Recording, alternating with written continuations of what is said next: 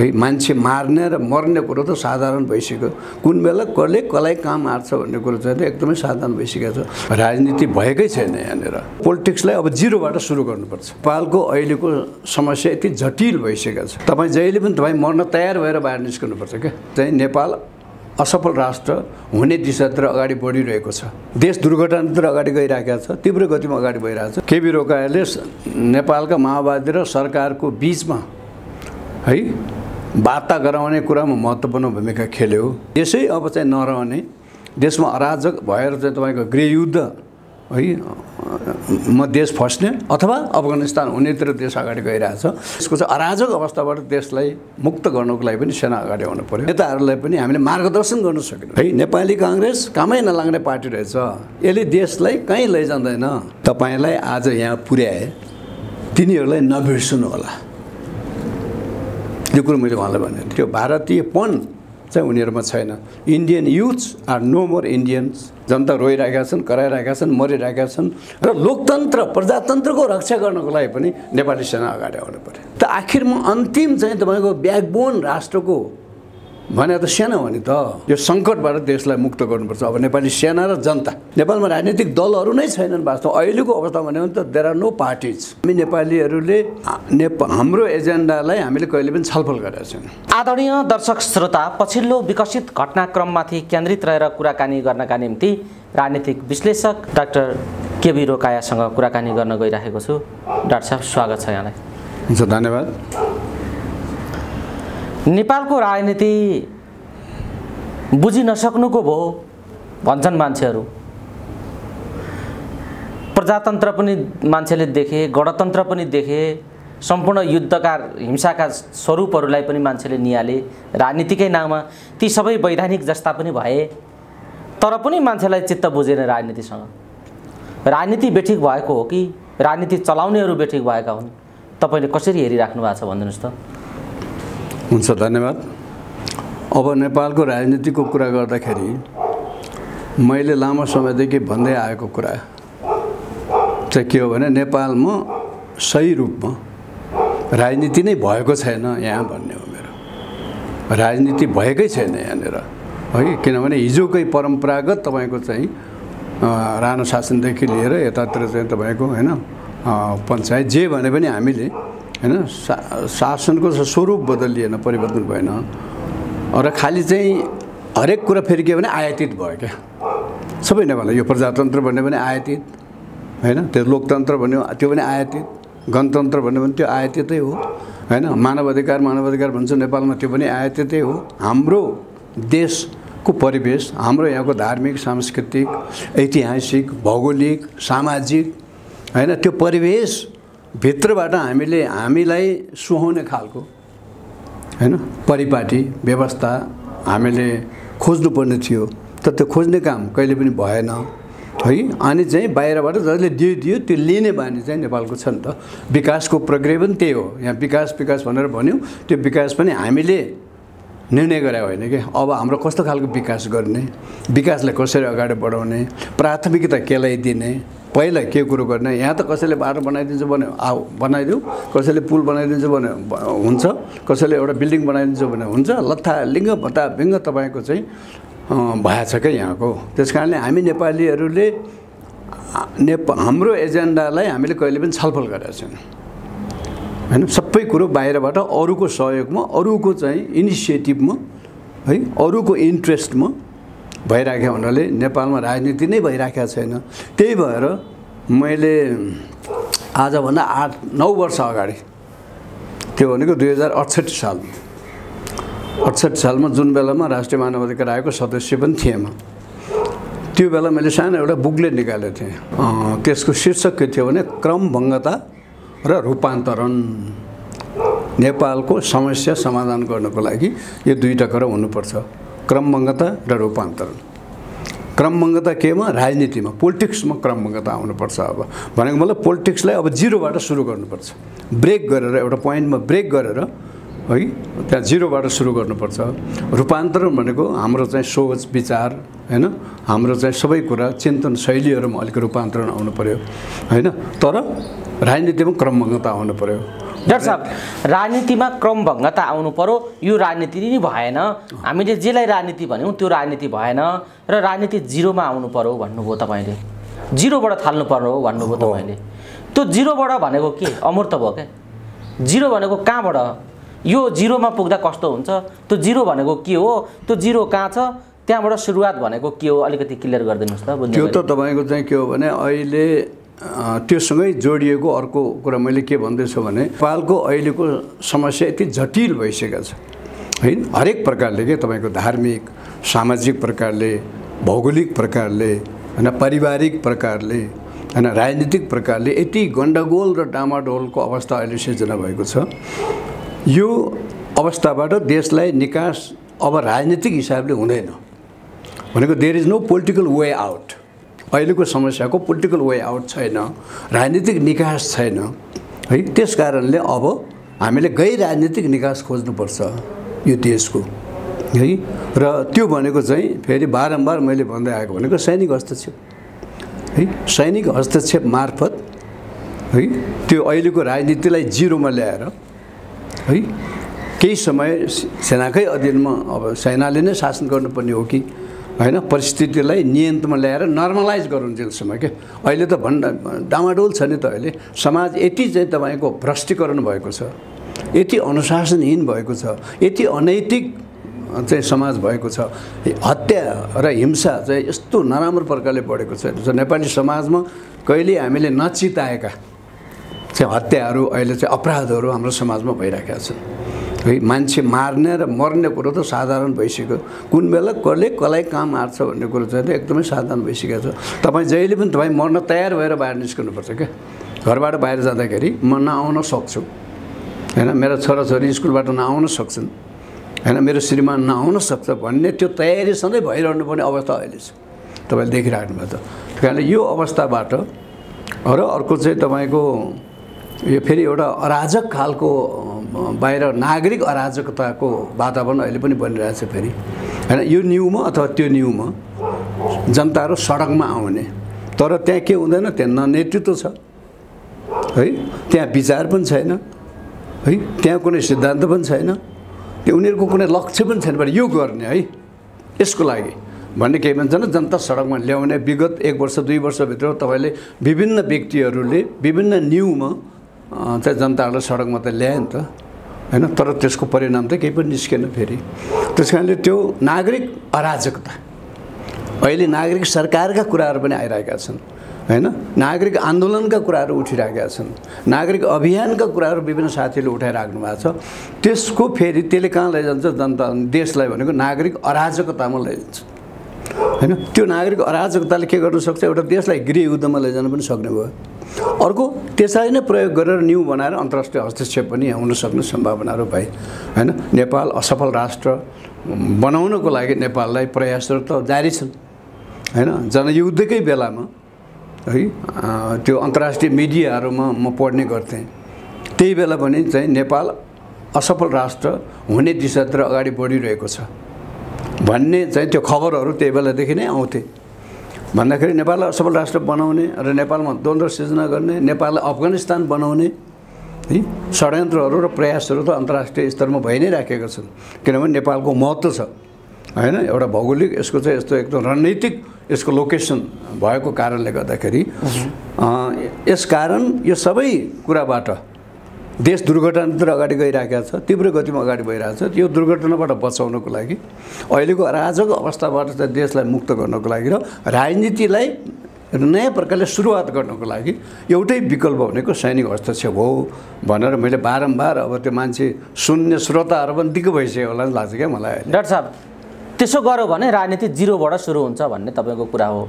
अब लोकतन्त्र बुझेको, गणतन्त्र बुझेको, संसारको आजको विश्वलाई बुझेको र त्यो स्तरको एउटा चाहिँ अध्ययनको क्षमता पनि राख्ने व्यक्तित्व तपाईँ आज सेना चाहियो भन्दै हुनुहुन्छ। कतै केबी रोकाया चाहिँ निरङ्कुशताको चाहिँ बाटोमा लागे, निरङ्कुशताको चाहिँ पुनर्स्थापना हुनुपर्छ भन्ने बाटोमा लागे भन्ने खालको आरोप पनि त तपाईँमाथि उठ्न सक्छ।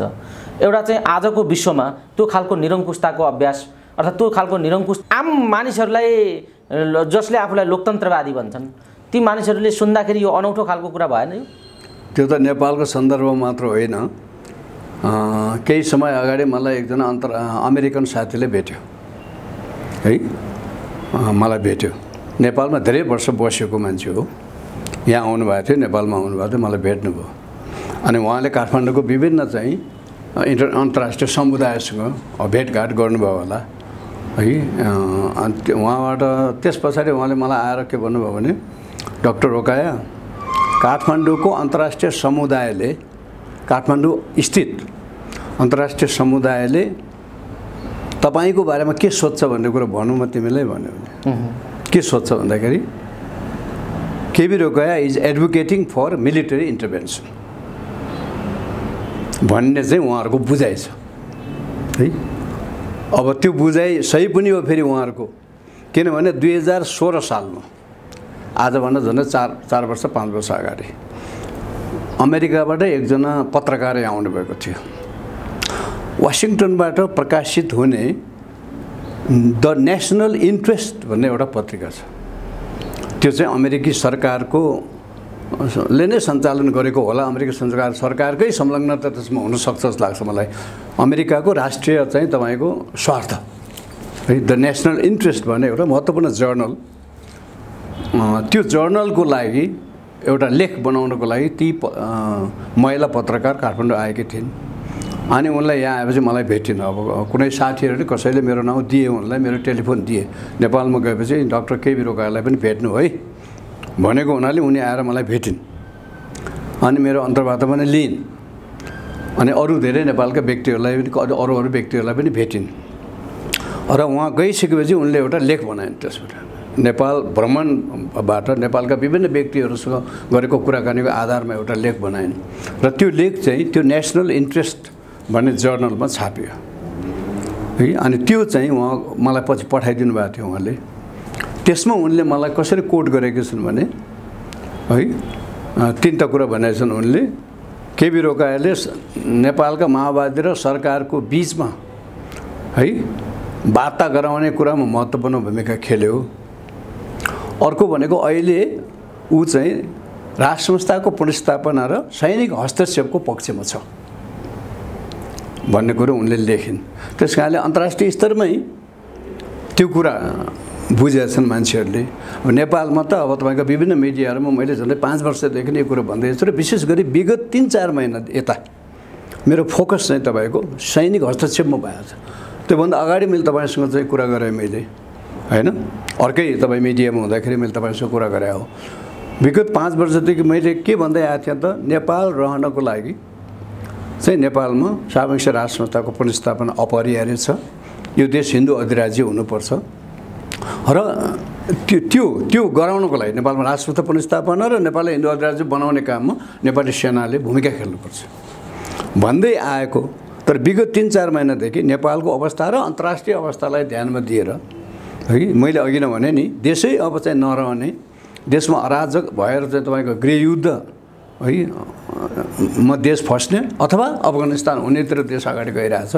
त्यस कारणले अहिलेको तत्काल तपाईँको चाहिँ हाम्रो आवश्यकता हुनुपर्ने कुरो भनेको अब अरू सबै कुरालाई तपसिलमा राखेर सैनिक हस्तक्षेप है। यो चाहिँ देशलाई दुर्घटनातिर जानबाट बचाउनको लागि, ब्रेक लगाउनको लागि हैन, सेना अगाडि आउनु पर्यो।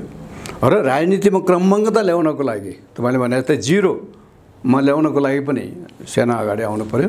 र अहिलेको देशको चाहिँ अराजक अवस्थाबाट देशलाई मुक्त गर्नको लागि पनि सेना अगाडि आउनु पर्यो केही समयको लागि। ठिक छ, केबी रोकायाले यो विचार राख्नुहुन्छ।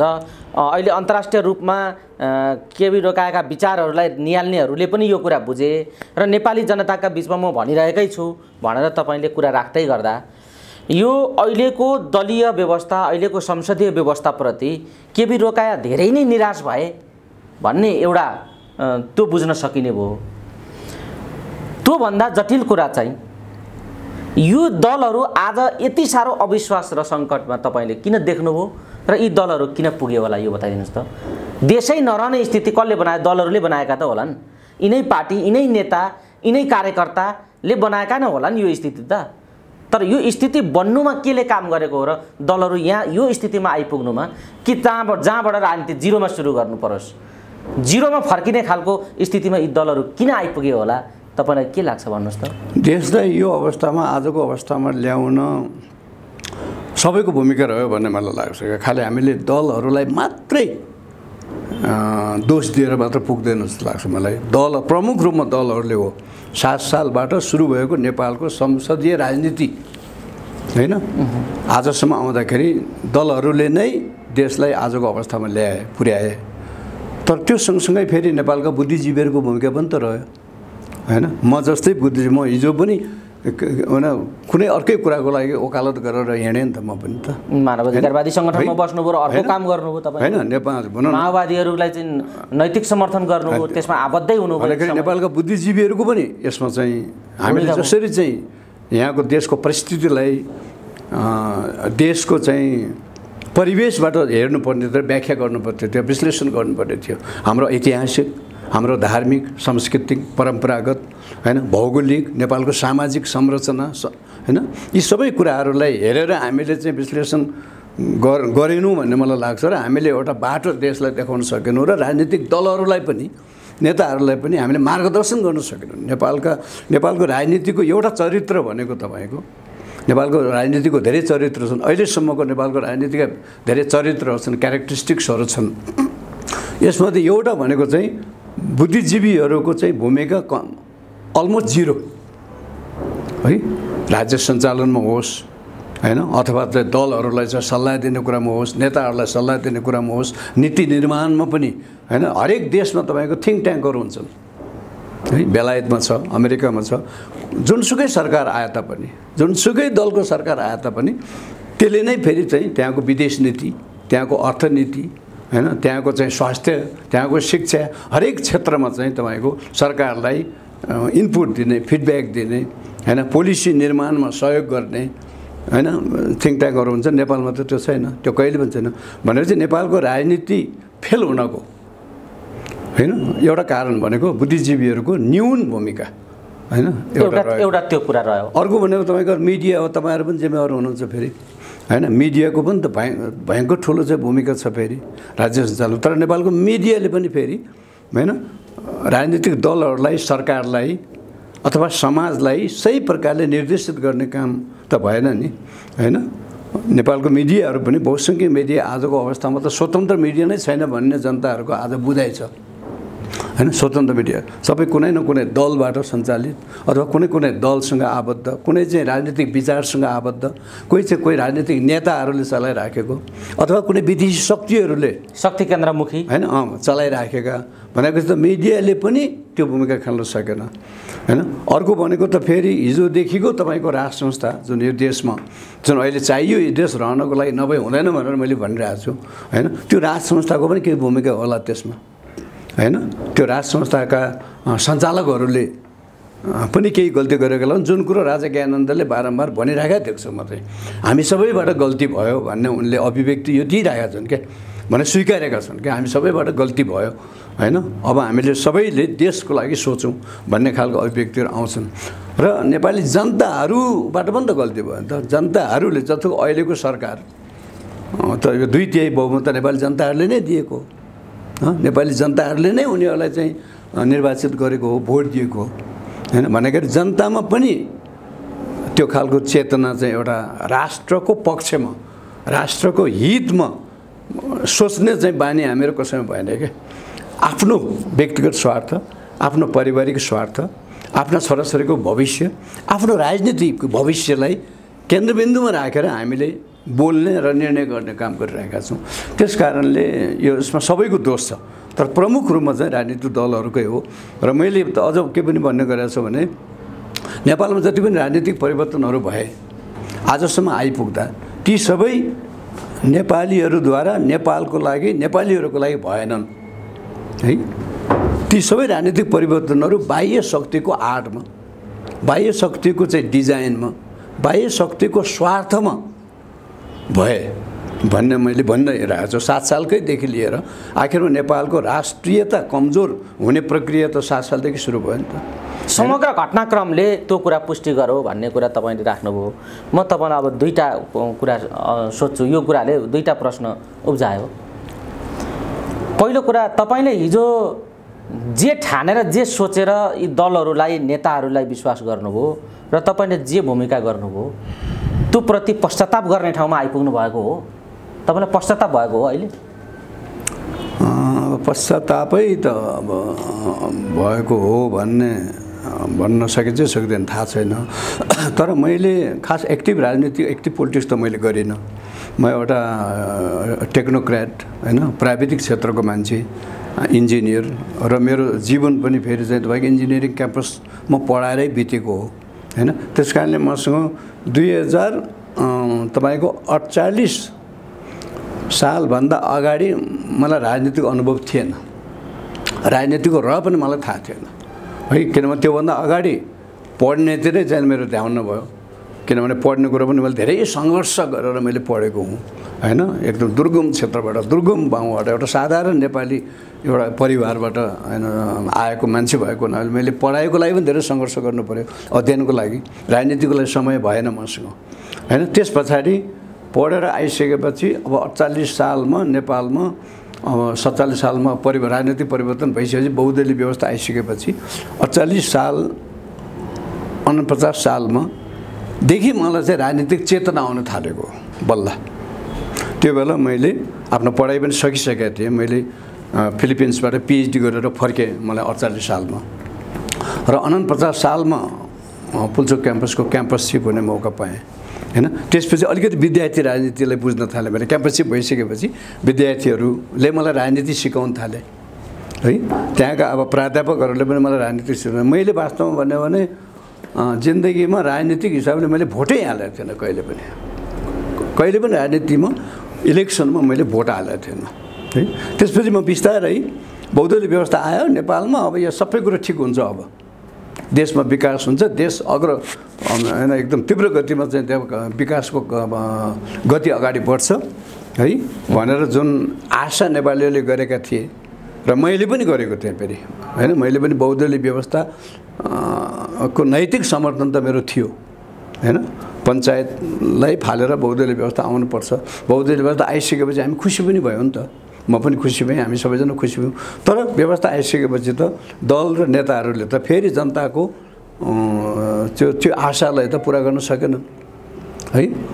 भनेपछि त्यसपछि म कुनको निष्कर्षमा आयो भने बहुदलीय व्यवस्था नै खराब रहेछ भन्ने निष्कर्षमा पुगेँ म है। नेपाली काङ्ग्रेस कामै नलाग्ने पार्टी रहेछ, यसले देशलाई कहीँ लैजाँदैन। त्यसपछि एमालेको पनि एक्सर्साइज हामीले गऱ्यौँ, एमालेको सरकारको पनि अनुभव गऱ्यौँ, अरू विभिन्न चाहिँ तपाईँको चाहिँ संयुक्त सरकारहरूको पनि अनुभव एक्सर्साइज भयो नेपालमा। तर त्यो सबैबाट मेरो निष्कर्ष के निस्क्यो भने यी दलहरूबाट र यो व्यवस्थाबाट नेपाललाई केही पनि हुँदैन है।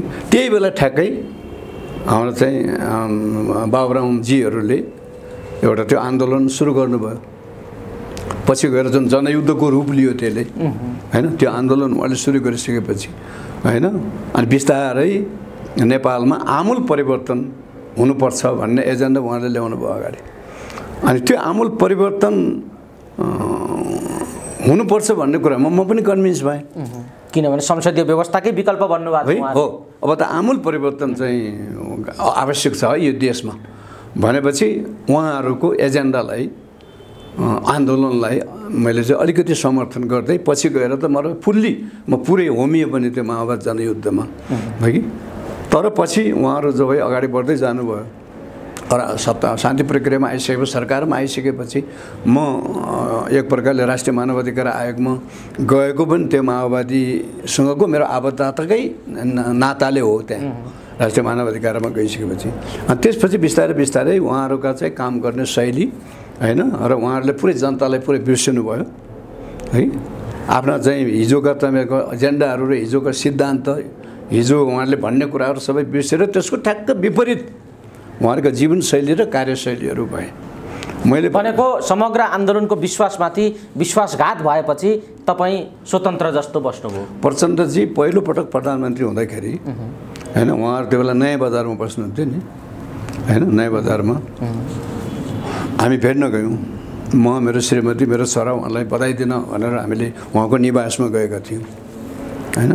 त्यो दिन त्यहाँ धेरै अरू साथीहरू पनि हुनुहुन्थ्यो माओवादी पार्टीका हैन। प्रचण्डजीलाई एउटै कुरो मैले त्यो बेला भनेको थिएँ, अब अहिले उहाँले सम्झिनुहुन्छ होला है। मैले के भनेको थिएँ भने ल प्रधानमन्त्री हुनुभयो है, देशको चाहिँ तपाईँको जिम्मेवारी तपाईँको काँधमा आयो, तर जुन जनताहरूले तपाईँलाई आज यहाँ पुर्याए तिनीहरूलाई नबिर्सनु होला। यो कुरो मैले उहाँलाई भनेको थिएँ, तिनीहरूलाई नबिर्सनु होला। तर पछि गएर उहाँले जनतालाई त बिर्सनु भयो, पटक्कै बिर्सनु भयो। जनतालाई मात्र होइन कि आफ्ना कार्यकर्ताहरूलाई पनि, आफ्नै चाहिँ तपाईँको हिजो लडेका लडाकुहरूलाई पनि उहाँले बिर्सनु भयो। छोरी ज्वाइँ सम्धि सम्धिना यस्तैमा उहाँ चाहिँ र उहाँहरू जन नेपाली काङ्ग्रेस र एमाले भन्दा पनि चाहिँ बिग्रिनु भयो क्या होइन। त्यस कारणले अब म त मैले त व्यक्तिगत स्वार्थको लागि उहाँलाई सपोर्ट गरेको थिएन। मैले कुनै पद पाउँला, केही पाउँला, केही राजदूत होला, केही होला भनेर त गरेको थिएन। मैले त देशलाई राम्रो हुन्छ, नेपाली जनतालाई राम्रो हुन्छ भनेर मैले उहाँलाई समर्थन गरेको थिएँ। त्यसको उहाँहरूले त्यो गर्न नसक्ने अवस्था भइसकेपछि मैले बिस्तारै होइन माओवादी पार्टीबाट र त्यो चाहिँ आफैलाई चाहिँ बिस्तारै टाढा राख्दै आएँ। र पछि त उहाँहरू नै विभाजित भएर टुक्रा टुक्रामा 5-6वटा टुक्राहरूमा विभाजित हुनुभयो है। आज त अब त्यो माओवादी पार्टी भन्ने त छँदा पनि छैन, त्यसको अस्तित्व नै छैन। खोज्दा नभेटिने ठाउँमा पुर्याइदिनु भयो। कहाँ गयो त्यो त बिलाइसक्यो नि त अहिले त है। त्यस कारणले गर्दाखेरि म अब सोच्न थालेँ, राष्ट्रिय मानवाधिकार आयोगबाट बाहिर निस्केपछि विशेष गरिकन मैले चाहिँ देशको बारेमा चिन्ता गर्न थालेँ। म जहिले पनि व्यक्तिगत स्वार्थ, व्यक्तिगत हितभन्दा माथि उठेर राष्ट्र र जनताको लागि नै सोच्ने मान्छे हो म है। म फेरि जुनसुकै देशमा गए पनि फेरि त्यो देशका जनताहरूलाई पनि मैले एउटा कुरा यहीसँग सन्दर्भिक कुरामा म तपाईँलाई भन्छु। म कलकत्तामा इन्जिनियरिङ पढिरहेको बेलामा त्यो 2033-34 सालको कुरो हो। म पढ्ने युनिभर्सिटीमा 33-34 सालको कुरो है, आजभन्दा 46-47 वर्ष अगाडिको कुरो गर्दैछु हामी होइन। त्यो बेला त्यो मेरो युनिभर्सिटीले एउटा वाद विवाद होइन डिबेटको आयोजना गरेको थियो होइन। कुनै पनि वाद विवाद कार्यक्रममा डिबेटमा एउटा विषयवस्तु अगाडि ल्याइन्छ होइन, एउटा मोसन भन्छ नि त्यसलाई, र अनि मान्छेहरूले त्यसको पक्षमा अथवा विपक्षमा बोल्छ। पक्ष र विपक्षमा बोल्ने के थियो भने त्यो उहाँहरूले के ल्याउनु भएको थियो भने Indian youths are no more Indian है। आज भारतका इन्डियाका युवाहरू चाहिँ इन्डियन छैनन्। उनीहरू पश्चिमी संस्कृतिबाट यति प्रभावित भएका छन् कि उनीहरूमा त्यो इन्डियननेस होइन, त्यो भारतीयपन चाहिँ उनीहरूमा छैन। Indian youths are no more Indians भन्नेमा अब त्यहाँ पक्ष विपक्षमा बोल्ने मैले चाहिँ त्यसको पक्षमा बोलेँ। मलाई पनि त्यो लागेको थियो। मैले चाहिँ भारतका युवाहरूलाई देखेर है, उनीहरूमा चाहिँ राष्ट्रियताको कुनै भावना छैन, हाम्रो राष्ट्रप्रति गौरव गर्ने कुराहरू छैन। बाहिरको चिजहरू भनेपछि म नेपालबाट गएको मान्छे इन्डियामै किनेको सर्टमा त उनीहरूले भेटायो भने ओहो यो त विदेशी भनेर चाहिँ देऊ यो मलाई भनेर माग्ने कुराहरू गर्थे क्या। जहाँ कि त इन्डिया नै हो, इन्डियामै बनेको सर्ट हो, तर म नेपालबाट आएको, किन भारतमा त्यो बेला विदेश सामान आयात हुन सक्दैन थियो होइन, त्यसमा प्रतिबन्ध लगाएको थियो। अनि उनीहरू विदेश सामान भने चाहिँ क्रेज के थियो अनि मैले त्यो पक्षमा बोलेर फेरि त्यसमा मैले फर्स्ट प्राइज पनि पाएँ होइन, इङ्ग्लिसमा ल्याङ्ग्वेजमा थियो भने त्यहाँ पनि मैले इन्डियामा हुँदाखेरि पनि उसले भारतको राष्ट्रियता, भारतको पक्षमा मैले सोचेँ नि त। मैले त्यस्तोमा नर्वेमा जाँदाखेरि, जर्मनमा जाँदाखेरि, अमेरिकामा जाँदाखेरि, बेलायतमा जाँदाखेरि, त्यहाँका युनिभर्सिटीहरूमा लेक्चर गर्दाखेरि मैले त्यहाँका जनताहरूलाई पनि त्यही भनेको छु। तपाईँहरूले त्यहाँको राष्ट्रियता परे है, नर्वेकै कुरामा जानुहुन्छ भने म चाहिँ 2007सम्म मैले धेरै 5-6 चोटि नर्वेको भ्रमण गरेँ। त्यहाँ विभिन्न युनिभर्सिटीमा मैले बोलेँ, विभिन्न त्यहाँका चर्चहरूमा बोलेँ, त्यहाँका मिडियाहरूमा अन्तर्वार्ता दिएँ, त्यहाँका स्कुलहरूमा गएर मैले चाहिँ बोलेँ। अनि मैले त्यो नर्वेको समाजलाई मैले अध्ययन गर्दाखेरि मैले उहाँहरूलाई के भनेको थिएँ भने नर्वेमा समाजशास्त्रीहरू छैनन् भन्ने मैले प्रश्न गरेको थिएँ। Are there no sociologist in Norway? अनि किन त्यो प्रश्न गर्यो तिमीले भनेर सोद्धाखेरि किनभने नर्वेको समाज एकदम चाहिँ खतरातिर अगाडि बढिराखेको म देख्छु। यही हिसाबले नर्वेजियन समाज अगाडि बढ्यो भने नर्वेको अस्तित्व पनि सङ्कटमा हुनसक्छ है भोलि है। बाहिरबाट हेर्दाखेरि मैले त्यो देखेँ है। र अब त्यस पछाडि यसको 1 वर्ष 2 वर्षपछि नर्वेमा पहिलोपटक को घटना घट्यो। एउटा क्याम्पिङमा एकजना युवाले अन्धाधन्दा गोली चलाउँदाखेरि त्यहाँ झन्डै 100-150 मान्छेहरू कति मरेका थिए। त्यस बेला मेरा साथीहरूले मलाई फेरि सम्झे, तिमीले भनेका थियो 3-4 वर्ष अगाडि, किनभने नर्वे त एकदम शान्तिपूर्ण देश होइन, कहिले पनि यस्तो हत्या हिंसा त्यस्तो अनुभवै नगरेको है, एकदम शान्तिमा विश्वास गर्ने है। मतलब त्यस्तो होला भनेर उनीहरूले सोचेकै थिएन। तर त्यो भित्रभित्रै त्यस्तो चाहिँ समाज कतातिर गइरहेको छ भनेर अध्ययन नगर्दाखेरि है र नीति निर्माताहरूलाई समयमै सतर्क नगराउँदाखेरि देशको अवस्था त्यस्तो हुन्छ होइन। आज जर्मनका जनता पछुताइरहेका छन्। हिजोका उनीहरूका नीतिले गर्दाखेरि आज उनीहरूलाई नै खत्तम पार्ने अवस्था आयो।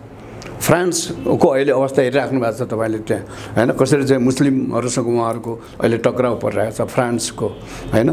अब अहिले अमेरिकामा पनि त्यो समस्या चाहिँ अहिले ट्रम्प र बाइडेनको चाहिँ तपाईँको लडाइँ भनेको त अमेरिकन भर्सेस नन अमेरिकनको बिचको लडाइँ है। बाहिरबाट आउने मान्छेहरूको है आएर अमेरिकामा बसोबास गरेकाहरू र त्यहाँ चाहिँ अमेरिकामा पहिलेदेखि नै बस्दै आएका मान्छेहरूको बिचको सङ्घर्ष हो नि त्यो होइन। उहाँहरूले अब अहिले आएर रियलाइज गर्नुभयो, उहाँहरूले अहिले आएर अब इमिग्रेसनमा अलिकति कन्ट्रोल गर्नुपर्ने छ होइन। बाहिरबाट मान्छेहरू वास्तवमा मैले चाहिँ नर्वेको सरकारलाई मैले के भनेको थिएँ भने तपाईँले यसरी चाहिँ विभिन्न संसारका विभिन्न देशहरूबाट मान्छे लिने काम नगर्नुहोस्। यसले तपाईँको समाज र तपाईँको राष्ट्रको अस्तित्व र सङ्कटमा आउँछ भोलि। किनभने बाहिरबाट यसरी मान्छे उहाँहरू धेरै दयालु भएर होइन है रेफ्युजीको रूपमा चाहिँ मान्छे चाहिँ उहाँले लग्नुहुन्छ नर्वेले। भोलि चाहिँ तपाईँको बाहिरबाट आउने मान्छेको सङ्ख्या यहाँ तपाईँहरूको भन्दा बढी हुन्छ। अनि बाहिरबाट विभिन्न धर्म संस्कृतिहरू चाहिँ लिएर मान्छेहरू आउँछन्। अनि तपाईँको यहाँको धर्म संस्कृति र परम्परागत मूल्य मान्यताहरू हराएर जान्छन् है। तपाईँ केही पनि रहँदैन। त्यसो नगर्नु। जस्तो कुनै देशमा प्रजातन्त्र छैन है, त्यसकारण मान्छे भागेर आइरहेछन्। किनभने त्यहाँ डेमोक्रेसी छैन, डिक्टेटरसिप छ, फासीवाद छ त्यहाँ होइन। अनि तपाईँको चाहिँ भनेर मान्छे लिइराख्नु भएको छ। कुनै देशमा प्रजातन्त्र छैन जुन कारणले मान्छे त्यहाँबाट भागेर यहाँ नर्वेमा आइरहेछन् भने त्यहाँको मान्छेलाई यहाँ नर्वेमा शरण दिनुभन्दा त्यो देशमा प्रजातन्त्र ल्याउने काम तपाईँहरू गर्नुहोस् है। कुनै देशमा धार्मिक स्वतन्त्रता छैन जसले गर्दाखेरि चाहिँ त्यहाँ सतावट भइरहेको छ र कुनै एउटा धर्मले अर्को धर्ममा चाहिँ सतावट गरिरहेको छ र मान्छे भागेर त्यहाँ आइरहेछन् भने त्यो देशमा धार्मिक स्वतन्त्रता ल्याउने वातावरण तपाईँहरू बनाउनुहोस् होइन। त्यहाँ विकास छैन, त्यो रोजगारी छैन त्यो ठाउँमा, यसरी मान्छेहरू यहाँ आइरहेका छन् भने मान्छेलाई यहाँ लिनुभन्दा नर्वेमा आएर उनीहरूलाई चाहिँ यहाँ चाहिँ शरण लिनुभन्दा तपाईँले त्यहाँ रोजगारीको व्यवस्था गराउनुहोस् भनेर मैले भनेको थिएँ। त्यस कारणले गर्दाखेरि यो स्थिति आयो। उहाँहरूले अब हामी माओवादीको कुरा गर्दै थियौँ, त्यस पछाडि मैले बहुत सोच्न थालेँ मैले राष्ट्रको बारेमा र अनि मलाई चाहिँ कस्तो लाग्यो अब राष्ट्र रहँदैन। यी दलहरूले र यी नेताहरूले यो देशलाई भड्खालोमा पार्छन्, भिरबाट खसाल्छन्। किनभने उनीहरूमा राष्ट्रप्रतिको कुनै माया पनि छैन, राष्ट्रको अध्ययन पनि छैन उहाँहरूलाई, र यो राष्ट्रको ज्ञान पनि छैन क्या। नेपालको इतिहास, यहाँको परम्परा, यहाँको धर्म, यहाँको संस्कृति, नेपालको मौलिकता, नेपाली समाजको संयन्त्र संरचना बनोट होइन, त्यो पनि चाहिँ उहाँहरूलाई केही पनि थाहा छैन। अनि विदेशीहरूले जे भन्यो त्यही गर्ने, विदेशीहरूको एजेन्डा मात्र बोकेर अगाडि हिँड्ने भएको हुनाले यो देश बर्बाद हुन्छ। यसकारण यो देश रहनको लागि के हुनु पर्यो त भनेर सोच्दै जाँदाखेरि मैले सापेक्ष राष्ट्र संस्था चाहिने रहेछ होइन। यो नेपाललाई एकताबद्ध बनाउनको लागि र नेपालीहरूको बिचको सद्भावलाई कायम राख्नको लागि र एउटा गार्जियन अभिभावकको रूपमा होइन, एउटा साझा संस्थाको रूपमा है सबैले चाहिँ आस्था राख्ने, सबैले विश्वास गर्ने खालको त्यस्तो खालको एउटा संस्था आवश्यक रहेछ। त्यसपछि यो देशको धर्म है धर्मनिरपेक्षताको बारेमा बुझ्दै गएपछि फेरि म धर्मनिरपेक्षता त खराब रहेछ, यसले देशलाई त विनाशको बाटोमा पुर्याउने रहेछ भनेर मैले हिन्दू अधिराज्य हुनुपर्छ, यो हिन्दू धर्म है यो देशको धार्मिक पहिचान हुनुपर्छ, सेनाको भूमिका हुनुपर्छ भन्ने बोल्दै बोल्दै आउँदाखेरि अहिले जति चाहिँ तपाईँको देश अब यो अहिले विगत 2 वर्षदेखि यता त यो यहाँको सरकारले न देशको लागि काम गरेका छ, न दलहरूले न देशको लागि काम गरेका छन्, न जनताको लागि काम गरेका छन्। जनता रोइरहेका छन्, कराइरहेका छन्, मरिरहेका छन् होइन। यो त संसारभरिका राष्ट्रहरूले अहिले जनतालाई घरमै पैसा पठाइदिन्छन्। हेर्नुहोस् अमेरिकामा कतिवटा प्याकेजहरू आए हैन त्यो अहिले कोरोनाको चाहिँ सङ्क्रमणको बेलामा तर हाम्रो सरकारले त अब तिमीहरू आफै गर आफै हैन उपचार आफै गर टेस्ट आफै गर सबै कुरा आफै गर सरकारले गर्न सक्दैन भनेर हात झिकिदिनु भयो उहाँहरूले हैन यस्तो अवस्था भइसकेपछि अहिले आएर म चाहिँ यो देश बचाउनको लागि र यो देशलाई निकास दिनको लागि अहिलेको अवस्थाबाट सैनिक हस्तक्षेप बाहेक अर्को विकल्प छैन भन्ने निष्कर्षमा म पुगेको छु अनि म मात्र होइन फेरि धेरै अरू विद्वानहरूले साथीहरूले बुद्धिजीवीहरूले पनि अहिले बोलिराखेको डाक्टर साहब यो हस्तक्षेपको कुरा गर्दा यो देशमा प्रजातन्त्र राणा शासन फाल्दा पनि शक्ति केन्द्रहरूका भूमिकाले काम गर्यो प्रजातन्त्र ल्याउँदाखेरि पनि विभिन्न आन्दोलनहरू यी लोकतन्त्र प्रजातन्त्रका आन्दोलनहरूमा शक्ति केन्द्रका प्रभावहरूले काम गरे तपाईले पनि भन्नुभयो सबै आयातित भयो मौलिकता चाहिँ मास्दै आयातित कुरा चाहिँ भारी बोकेर हिँड्ने कुरा भयो त्यहाँनिर हामी चुक्यौँ भन्ने कुरामा अहिले समीक्षा गर्दाखेरि आम मानिसहरूको बुझाइ के छ भने यहाँ जे हुन्छ त्यहाँ काहीँ न काहीँ शक्ति केन्द्रको भूमिकाले काम गरेको हुन्छ भन्ने आम मानिसको बुझाइ छ र तपाईले भन्दै गरेको अब सेनाले भूमिका खेल्नुपर्छ भन्ने कुराभित्र पनि के अन्तर्राष्ट्रिय परिस्थिति वातावरण त्यो बन्ला त कि हाम्रो सेनाले आफ्नै मौलिकतामा त्यो भूमिका निर्वाह गर्दा हाम्रो राजनीति अर्थात् त्यो शासन अर्थात् त्यो प्रक्रिया त्यो भूमिकाले वैधता पाउला त अर्थात् त्यस पछाडि कस्तो खालको स्थिति होला भन्ने किसिमका चर्चाहरू र चिन्ताहरू पनि त मान्छेले छन् अब मान्छे कुनै पनि राजनीतिक परिवर्तन र सङ्घर्षमा या कुनै पनि अभ्यासमा अब देश र जनता फस्नु हुँदैन है भन्ने खालको मानसिकतामा मान्छेहरू पुगेका छन् त्यो बेला अब सेनाले भूमिका खेल्नुपर्छ भन्नका पछाडि के यो सेना त्यत्रो शक्तिशाली छ जो आफैले निर्णय गर्न सकोस् यसका पछाडि के छ भन्ने अर्को आशंका पनि हुनसक्छ के भन्नुहुन्छ भन्नुहोस् त त्यो परिस्थिति छ त यो देशमा नेपालमा मैले अहिले भने नि सबै कुरो राजनीति पनि आयातित भयो हैन विचार सिद्धान्त पनि आयातित भयो र नेताहरू पनि अरूले बनाइदिएका नेताहरू भए दलहरू पनि अरूले बनाइदिएका दलहरू भए यहाँनिर कोही पनि आफै स्वतन्त्र रूपमा चाहिँ यहाँ बनेका दलहरू पनि छैनन् नेताहरू पनि छैनन् अरूले बनाइदिएका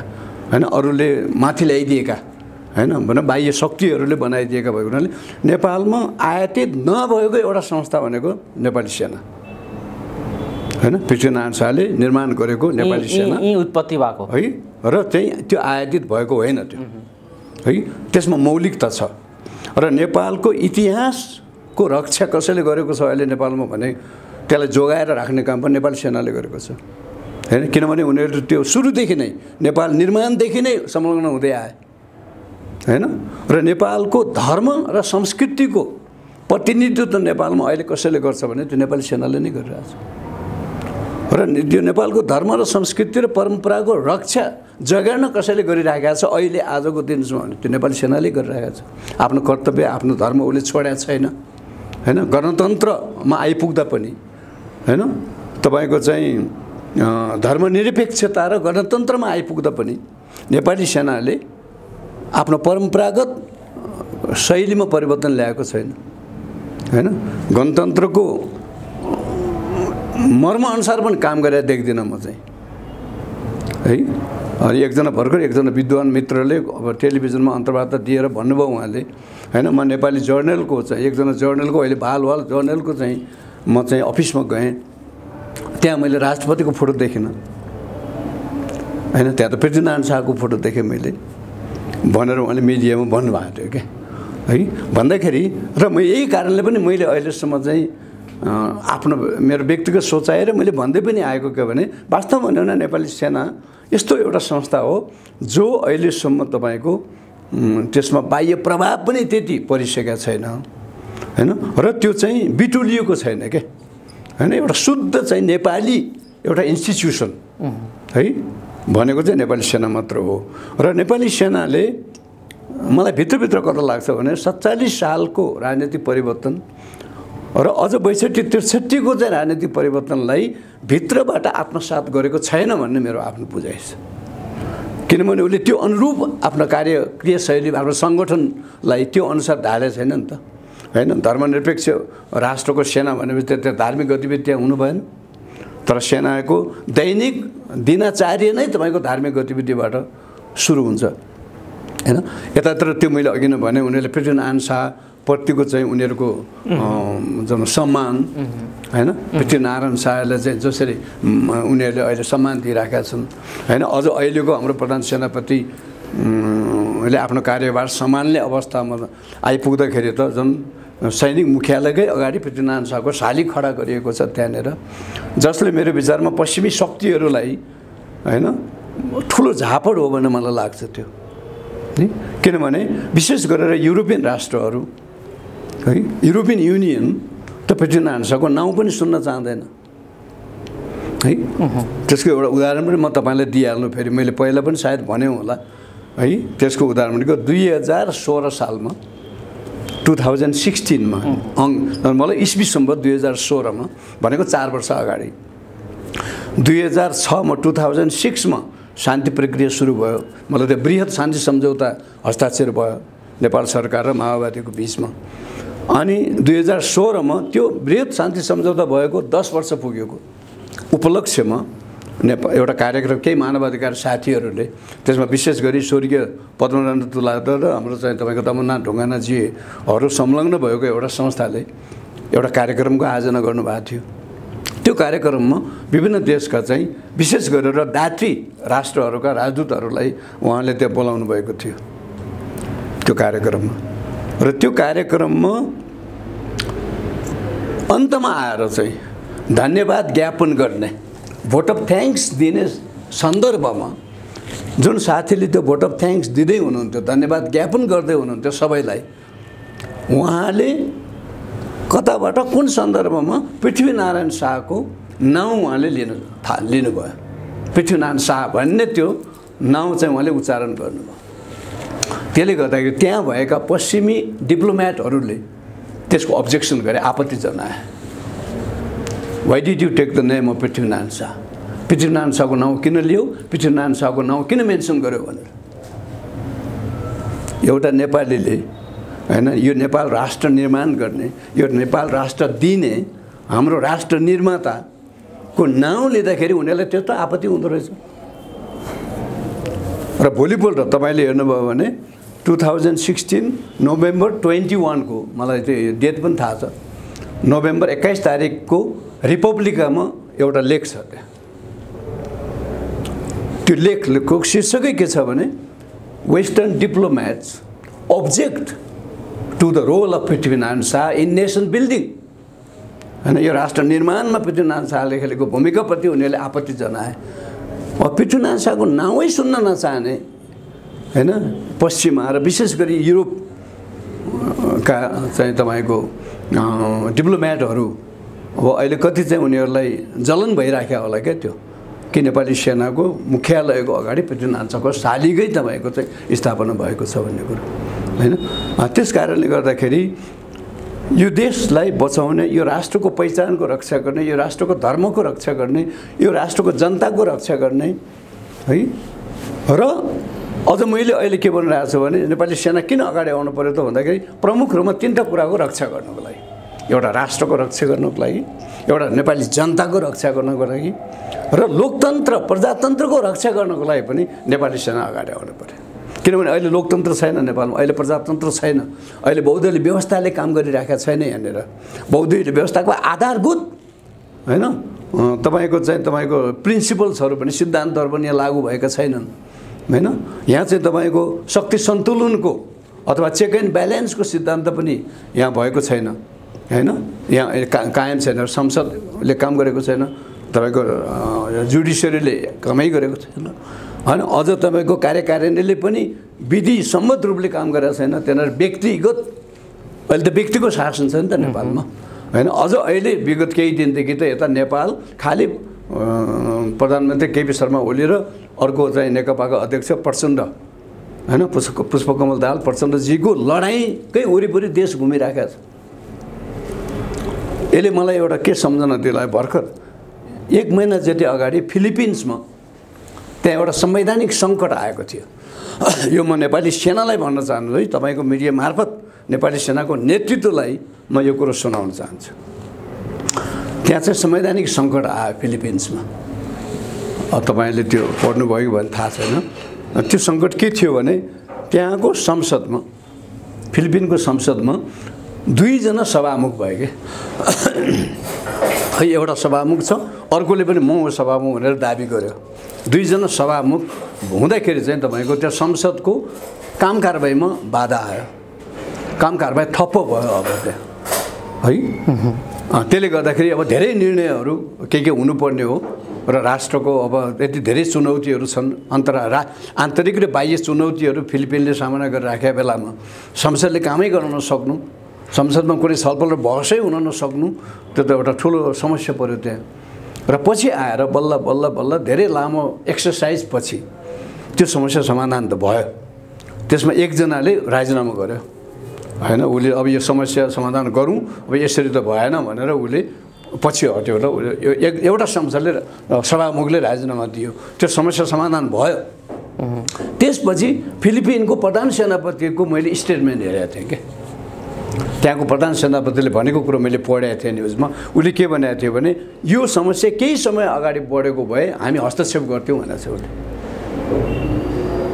कुरा भन्नु होइन, सेना was ready, military was prepared, alert and it was ready to act भनेको छ क्या उसले है।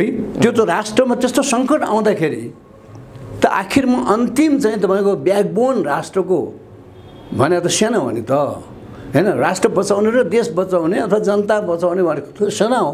सेनाको काम, सेना भनेको त सरकारको एउटा अङ्ग मात्र होइन कि होइन, त्यो त प्रमुख एउटा शक्ति त्यहाँ छ नि त होइन, शक्ति त्यहाँ छ। तपाईँको चाहिँ माओ सेतुङले भने जस्तै पनि होइन, शक्ति भनेको त बन्दुकको चाहिँ केबाट आउँछ अरे, नालबाट आउँछ भने होइन होइन, power comes from the barrel of gun भने आखिरमा त बन्दुक त उहाँहरूसँग छ, शक्ति त उहाँहरूसँग छ नि त यो राष्ट्र बचाउनको लागि। र अनि त्यस कारणले त्यो सेनाले भनेको सेना फिलिपिनको प्रधान सेनापतिले भनेको कुरा मलाई बडो चाख लाग्यो क्या। हामीले राम्रोसँग चाहिँ वाच गरिरहेका थियौँ र हामी एकदम तयारी अवस्थामा बसेका थियौँ र यो समस्या त्यो कुरो अहिले हाम्रो सेनाको नेतृत्वले नेकपालाई किन भन्न सक्दैन, तपाईँहरूको यो आन्तरिक समस्या छिटो सोल्भ गर्नुहोस् होइन, यो कहिलेसम्म चाहिँ देश तपाईँहरूको अगाडि घुमिराख्ने, यसलाई छिटो सुल्झाउनुहोस्। यसले गर्दाखेरि त देशले दुःख पाइरहेछ, जनताहरूले दुःख पाइरहेका छन् होइन, सरकारले केही काम गर्न सकिरहेका छैन होइन, भने राज्य नै पुरा एउटा चाहिँ तपाईँको स्ट्याग्नेसनमा आएछ होइन भनेर तपाईँको चाहिँ त्यो चेतावनी सेनाले सरकारलाई र दलहरूलाई र नेताहरूलाई खबरदारी गराउनुपर्छ। हेर्नुहोस्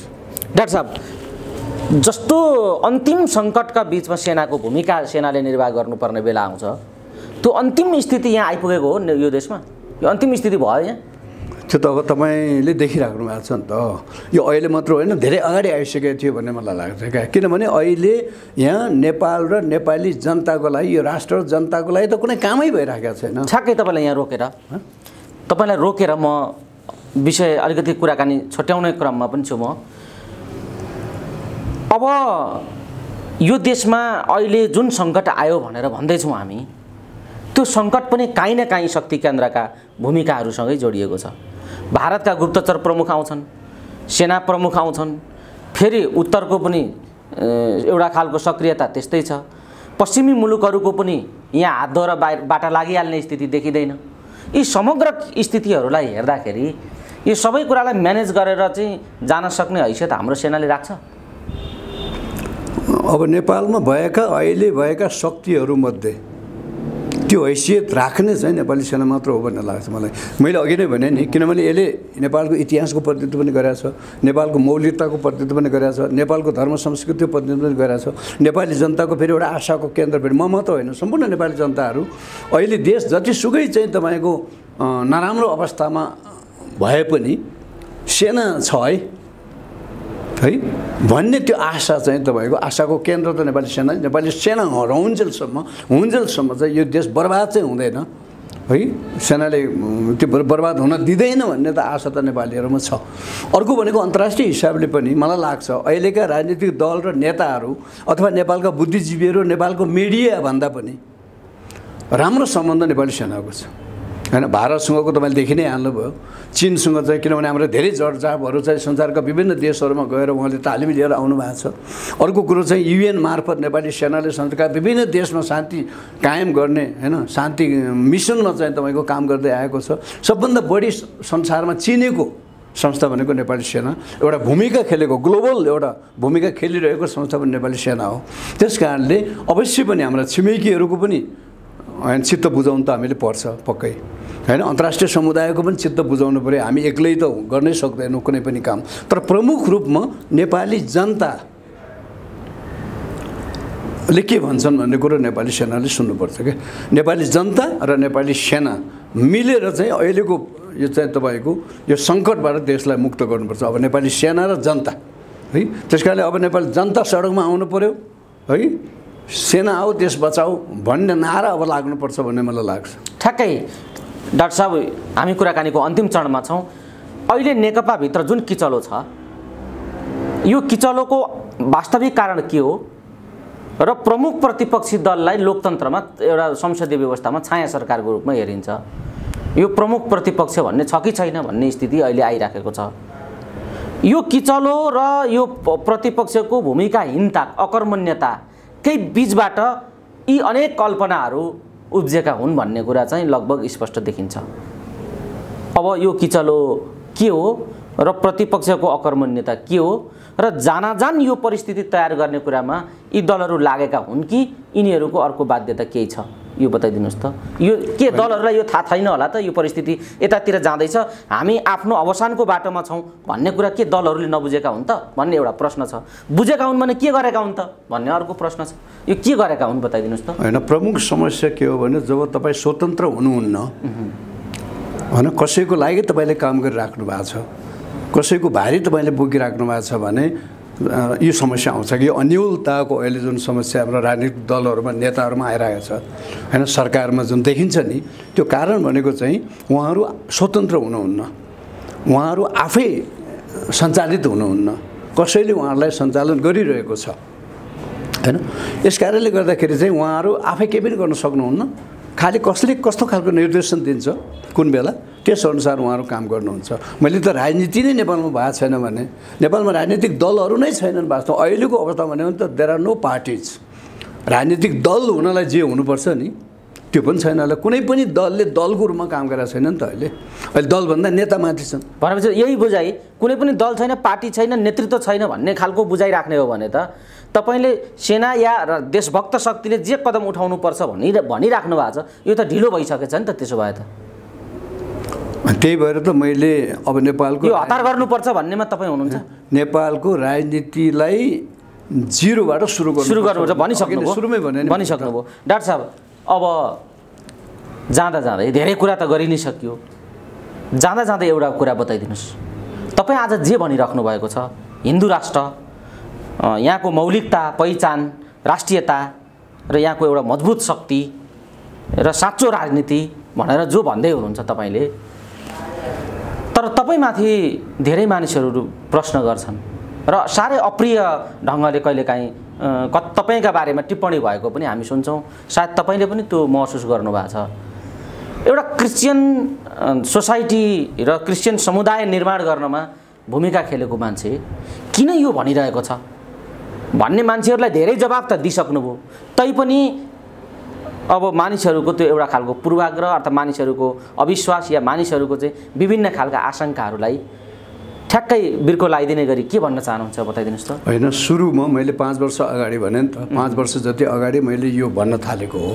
त्यो बेला त मानिसहरूमा विभिन्न खालका शङ्का उपशङ्काहरू हुनु स्वाभाविक पनि भयो। फेरि होइन, यो किन अब फेरि अलिकति स्वाभाविक किन भयो भने हिजो माओवादीलाई त्यत्रो सहयोग गरेको मान्छे होइन, आज चाहिँ तपाईँको राष्ट्र संस्था हटाउनमा चाहिँ भूमिका खेलेको होइन, गणतन्त्र ल्याउनमा भूमिका खेलेको मान्छे आज राष्ट्र संस्था भनेर भनिरहेको छ भने के हो यो? मान्छे बुझ्न गाह्रो त हुने। अब हिजो क्रिस्चियनमा लागेको मान्छे, धर्मनिरपेक्ष भनेको मान्छे, हिजो मात्र होइन, म अहिले पनि क्रिस्चियनमा हुनुहुन्छ, धर्मनिरपेक्षताका लागि लड्नुभएको मान्छे आज हिन्दू राष्ट्र किन भन्दै हुनुहुन्छ? आज मैले धर्मनिरपेक्षताको विरोध गरेर हिन्दू राष्ट्र हुनुपर्छ भनेर मैले भनिरहेको छु। अनि यसको जवाब त अघि आइसक्यो। तैपनि खालको चाहिँ तपाईँको मान्छेमा अन्यलता होइन, अलिकति शङ्का उपशङ्का आउनु नितान्त स्वाभाविक हो भन्ने मलाई लाग्छ।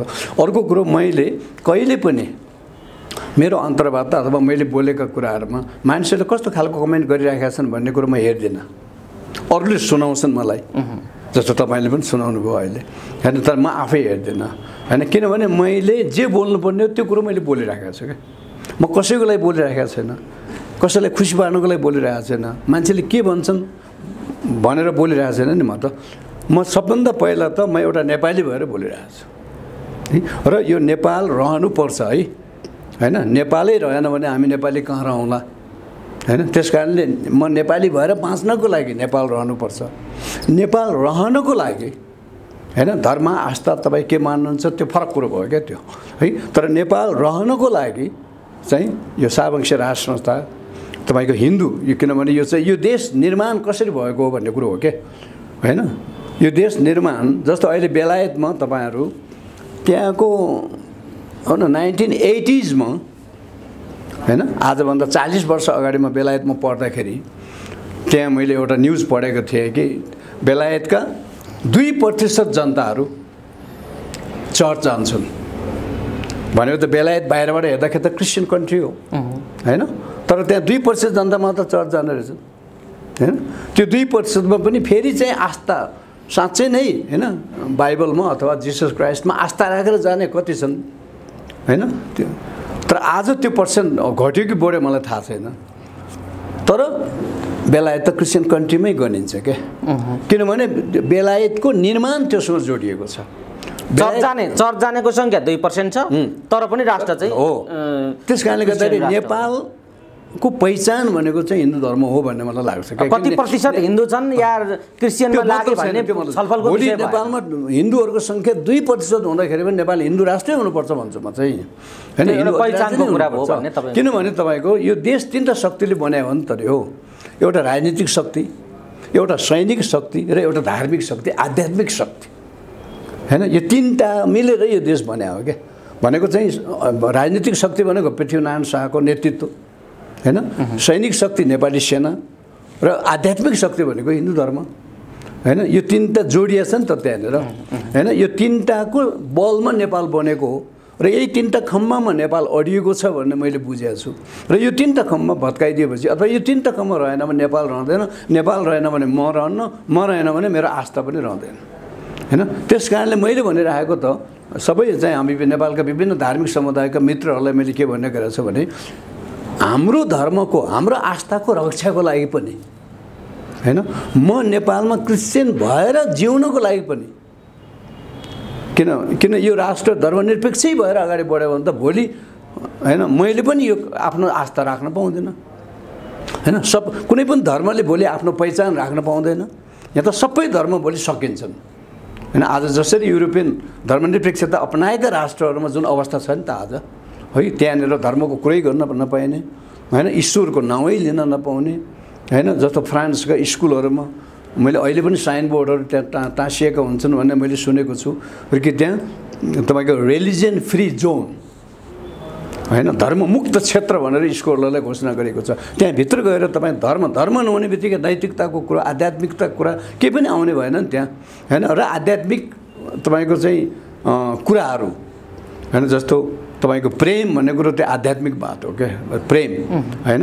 त्यसपछि दया होइन, माया है, त्यसपछि तपाईँको चाहिँ क्षमा मेलमिलाप है, यी सबै कुराहरू त तपाईँलाई आध्यात्मिकताबाट आउने कुराहरू हुन् क्या होइन। त्यो त केही पनि रहँदैन त्यहाँ। त्यस कारणले यो देश सबै धर्मको रक्षाको लागि र समग्र रूपमा धर्मको रक्षाको लागि र मेरो आफ्नो आस्था पनि मैले भोलि होइन प्र्याक्टिस गर्न पाउने त्यो वातावरण बनाउनको लागि पनि नेपाल हिन्दू अधिराज्य हुनुपर्छ। किनभने नेपालको निर्माणसँग जोडिएको, नेपालको पहिचानसँग जोडिएको कुरा हो त्यो। यो कारणले मैले यो भनिरहेँ। आदरणीय दर्शक श्रोता, आज हामीले पछिल्लो विकसित राजनीतिक घटनाक्रमसँग केन्द्रित रहेर कुराकानी गरेका छौँ र यी समग्र कुराकानीहरूमा हामीले धेरै विषयहरूलाई समेट्ने प्रयत्न गरेका छौँ। आजको कुराकानीमा हामीले धेरै विषयहरू उद्घाटित गरेका छौँ। विषयलाई उद्घाटित गर्ने दायित्व हाम्रो, धारणा बनाउने जिम्मा तपाईँ दर्शक श्रोताहरूलाई सुम्पदै डाक्टर साहब जाँदा जाँदै आज एउटा जटिल प्रश्न मानिसहरूले उब्जाइरहेका छन्। यी समग्र व्यवस्थाले काम दिएन, अब नागरिक सरकार हुनुपर्छ भन्ने एउटा आवाज उठेको छ र त्यो आन्दोलन गर्ने कुरा पनि भइराखेको छ। तपाईँले त आफ्नो धारणा राखिछड्नुभयो। भन्नेहरू जो आन्दोलनमा उठेका छन्, राज संस्था, नागरिक सरकार, संसद मातहतको राजा, हिन्दू राष्ट्र भनेर जो कुरा भइराखेका छन्, जस्तो हिन्दू राष्ट्रको विषयमा तपाईँको पनि धारणा मिल्छ, राज संस्थाको बारेमा पनि मिलिराखेकै देखिन्छ। अब यो नागरिक सरकारबारे चाहिँ अलिकति के हो भन्ने मान्छेले बुझेका छैनन्। यतातिर यो छलफल पनि उठेको छ, त्यसलाई कसरी निहाल्नु भएको छ र जाँदा जाँदै के भन्नुहुन्छ? होइन, नागरिक सरकारको कुरो पनि अघि पनि मैले गरेँ, जति पनि नागरिक आन्दोलनहरू बाहिर भइरहेका छन्, मलाई डर लाग्यो के भने यसले चाहिँ नेपाललाई एउटा नागरिक अराजकताको अवस्थातिर लैजान्छ। किनभने सिद्धान्त बिना, विचार बिना, नेतृत्व बिना र गन्तव्य बिना कहाँ जाने भन्ने चाहिँ निर्णय नै नगरिकन, होइन, छिनोफानो नगरिकन खालि नागरिकलाई सडकमा ल्याउने मात्र काम भयो भने भोलि त्यसले नागरिक अराजकताको अवस्था सिर्जना गर्छ, जसले देशलाई गृहयुद्धमा पनि लैजान सक्छ अथवा अन्तर्राष्ट्रिय हस्तक्षेप पनि त्यसले निम्त्याउन सक्छ। त्यस कारणले मैले पनि नागरिक सरकारको कुरो गरिरहेको छु। फेरि आज मैले त्यति गरिनँ, जस्तो मैले सैनिक हस्तक्षेपको पछाडि नागरिक सरकार, होइन, सैनिक हस्तक्षेपद्वारा सैनिक हस्तक्षेप हुनु पर्यो। सेनाले अब 1 महिना 2 महिना 3 महिना अथवा 1 वर्ष कति यो चाहिँ स्थितिलाई काबुमा ल्याउनको लागि र चाहिँ तपाईँको यसलाई नर्मल अवस्थामा ल्याउनको लागि अथवा सेनाले हस्तक्षेप गरेर तुरुन्तै पनि नागरिक सरकार घोषणा गर्न सक्ने भयो, होइन। त्यस कारणले मैले अहिले एउटा लेख एकजना हार्वर्ड युनिभर्सिटीको प्रोफेसरले लेखेको लेख म अध्ययन गर्दैछु। अझै धेरै ठुलो छ, त्यस कारणले म अलिकति टाइम लागिरहेछ मलाई। उसले के कुरा गरेको छ भने सबै मिलिटरी कुहरू चाहिँ गैर प्रजातान्त्रिक अथवा प्रजातन्त्र विरोधी हुँदैनन्, होइन। मिलिटरी कु प्रजातान्त्रिक तौरले पनि मिलिटरी कु हुनसक्छ अथवा प्रजातन्त्रको रक्षा गर्नको लागि पनि मिलिटरी कु हुनु आवश्यक छ, हुनसक्छ, अथवा प्रजातन्त्र ल्याउनको लागि पनि मिलिट्री कु मार्फत प्रजातन्त्र आएका उदाहरण पनि हामीसँग प्रसिद्ध छन्। उहाँले जस्तो इजिप्टको चाहिँ उदाहरण दिनुहुन्छ उहाँले, होइन, र फिलिपिन्सका कुराहरू गरेर विभिन्न देशमा त्यहाँ आन्दोलनहरू भयो, तर त्यसलाई सेनाले सहयोग गर्यो, होइन, र सैनिक बलमा नै त्यहाँ चाहिँ तपाईँको लोकतन्त्र प्रजातन्त्र व्यवस्था आएको कुराहरू छ नि, होइन। त्यो कारणले गर्दाखेरि अहिलेका नागरिक आन्दोलन र नागरिक सरकार भनेर हिँड्ने सबै साथीहरूलाई अथवा राजावादी साथीहरू, राजा आऊ देश बचाऊ भन्ने सबै साथीहरूलाई अब एउटै एजेन्डामा आउन म अनुरोध गर्दछु, त्यो भनेको सेना आऊ देश बचाऊ। धन्यवाद, समय दिनुभयो, आफ्ना दृष्टिकोणहरू विचारहरू राखिदिनु भयो। यो महत्त्वपूर्ण समय र संवादका लागि यहाँलाई धेरै धेरै धन्यवाद दिन चाहन्छु। हुन्छ, धन्यवाद।